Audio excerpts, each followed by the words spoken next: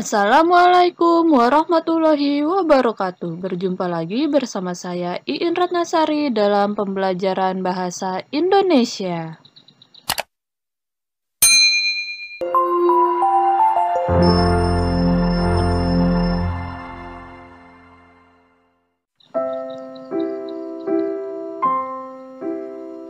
Pada unsur cerita fiksi, terdapat dua, yaitu unsur intrinsik dan unsur ekstrinsik.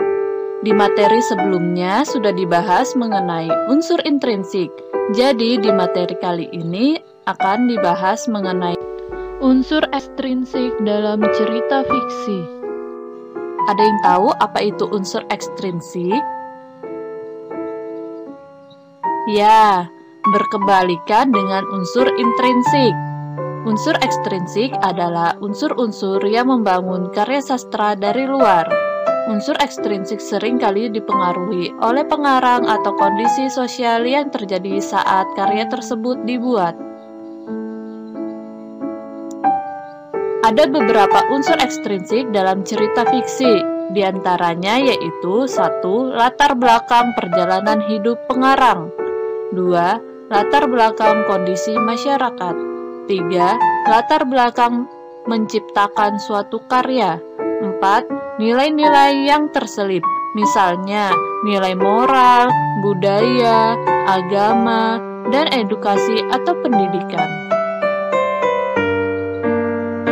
Yang pertama, kita akan membahas mengenai unsur ekstrinsik dalam cerita fiksi, yaitu 1. Latar belakang perjalanan hidup pengarang.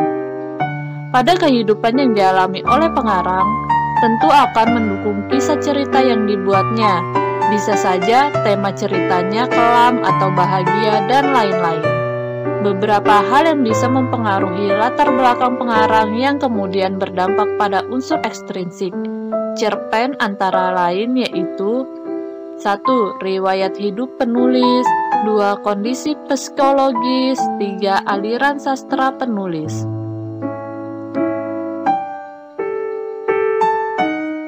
Contoh latar belakang perjalanan hidup pengarang.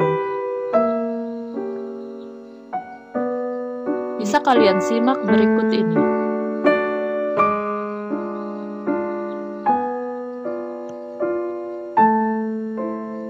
Yang kedua yaitu latar belakang kondisi masyarakat.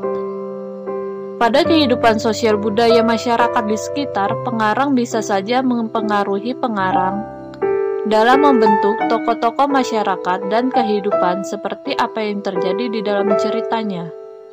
Dalam sebuah cerpen, latar belakang masyarakat bisa menjadi penentu nilai ekstrinsiknya. Adapun beberapa hal yang bisa masuk dalam latar belakang masyarakat, antara lain ideologi negara, kondisi politik, kondisi sosial, dan kondisi ekonomi.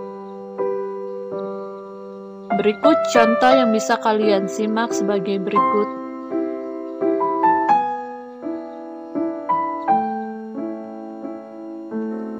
Selanjutnya yaitu yang ketiga, nilai-nilai yang terselip. Pada pengarang memberikan nilai-nilai yang terkandung dalam ceritanya, sehingga pembaca bisa mendapatkan suatu edukasi melalui cerita yang dibuat oleh pengarang.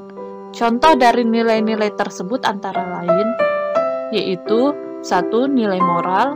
2. Budaya. 3. Agama. 4. Edukasi atau pendidikan. Contoh nilai-nilai yang terselip bisa kalian simak sebagai berikut.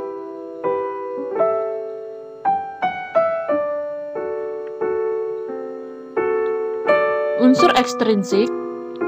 Yang keempat yaitu latar belakang menciptakan suatu karya. Pada pengarang memiliki maksud atau tujuan tertentu dalam membuat karya-karyanya. Tempat penulisan akan memberikan imbas serupa terhadap semua penulis yang berasal dari lingkungan yang sama. Cerpen Indonesia akan selalu menggunakan bahasa Indonesia dan bernuansa khas keadaan sosial dan budaya Indonesia. Contoh latar belakang menciptakan suatu karya sastra bisa kalian simak berikut ini.